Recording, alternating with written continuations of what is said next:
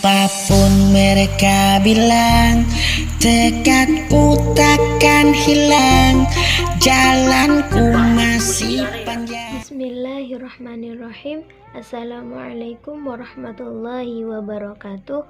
Nama saya Safia Indaharti, NIM T 2019-3133. Saya di sini akan menjelaskan tentang pengertian komunikasi dan juga pengertian disiplin kerja.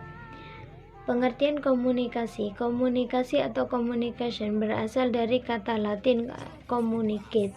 Komunikasi dalam organisasi yang berorientasi pada mutu perlu ditempuh secara variatif agar pesan yang disampaikan efektif.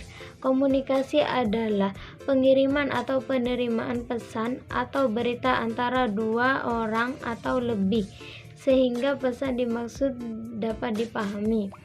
Pengertian disiplin kerja. Kata disiplin merupakan satu kata yang penuh dengan konsep performansi seseorang dalam bekerja. Kata disiplin merujuk pada sejenis keterlibatan dan keterikatan seseorang terhadap aturan dalam mencapai standar kerja yang baik, bermutu, dan tepat dengan cara mengikuti peraturan yang telah ditetapkan melalui perwujudan suatu aktivitas.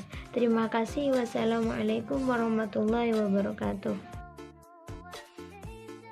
Assalamualaikum warahmatullahi wabarakatuh. Saya Salman Al-Farisi, NIM T 2019-311. Di sini saya akan melanjutkan presentasi yang selanjutnya, yakni poin B. Pengaruh komunikasi dan disiplin kerja sumber daya pendidik dan tenaga kependidikan. Menurut Prabasari 2012, semakin lancar dan cepat efektif komunikasi yang dijalin, akan semakin cepat pula dapat terbinanya hubungan kerja yang baik. Komunikasi yang baik dan efektif diharapkan menghadirkan motivasi kerja yang semakin meningkat bagi semua pegawai. Dengan motivasi kerja yang semakin meningkat, disiplin kerja juga diharapkan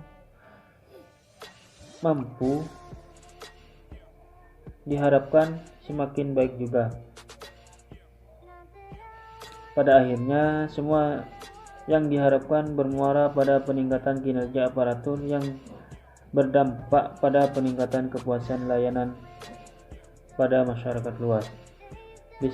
Disiplin juga dipandang berpengaruh secara langsung dan cukup besar terhadap mutu pendidikan.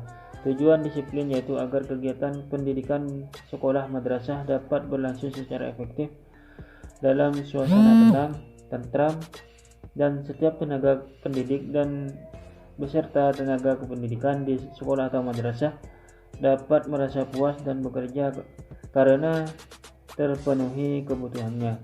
Poin yang selanjutnya yakni strategi membangun komunikasi sumber daya pendidikan dan tenaga kependidikan. Komunikasi yang efektif perlu dibangun agar pencapaian pendidikan mutu pendidikan di sekolah dapat diwujudkan sesuai visi dan misi dan tujuan lembaga.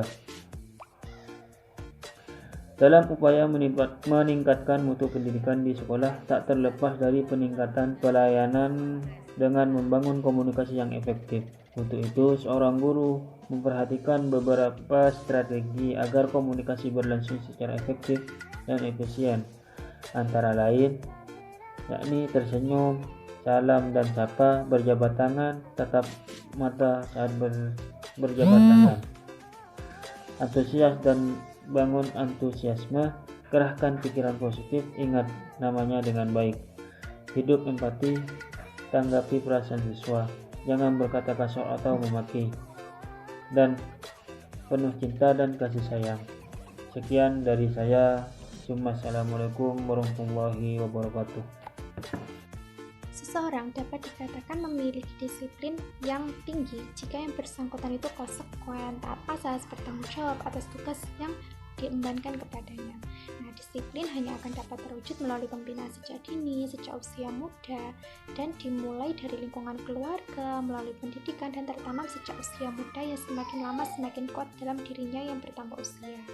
Sehingga dalam membangun disiplin kerja, maka hal yang dapat dilakukan adalah melalui pembinaan disiplin. Pembinaan disiplin akan membentuk sikap, perilaku seseorang.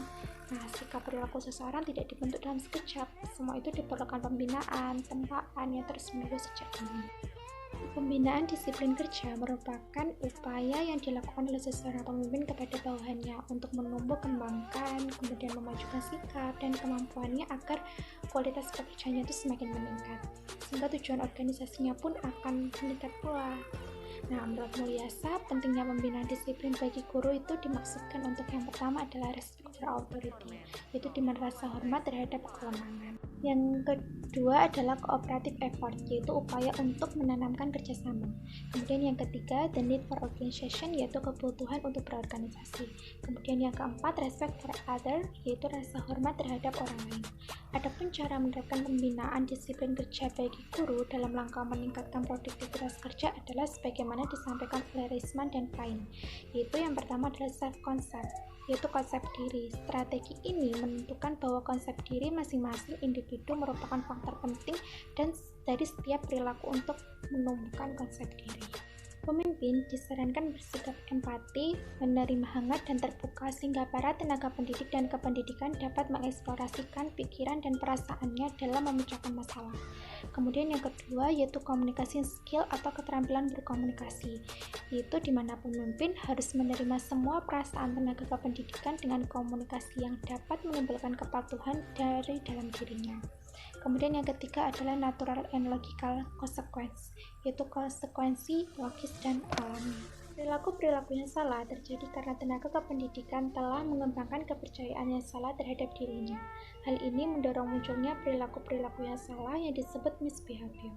Untuk mencegah hal tersebut disarankan hal-hal sebagai berikut. Yang pertama adalah menunjukkan secara tepat tujuan perilaku yang salah sehingga membantu tenaga kependidikan dalam mengatasi perilakunya.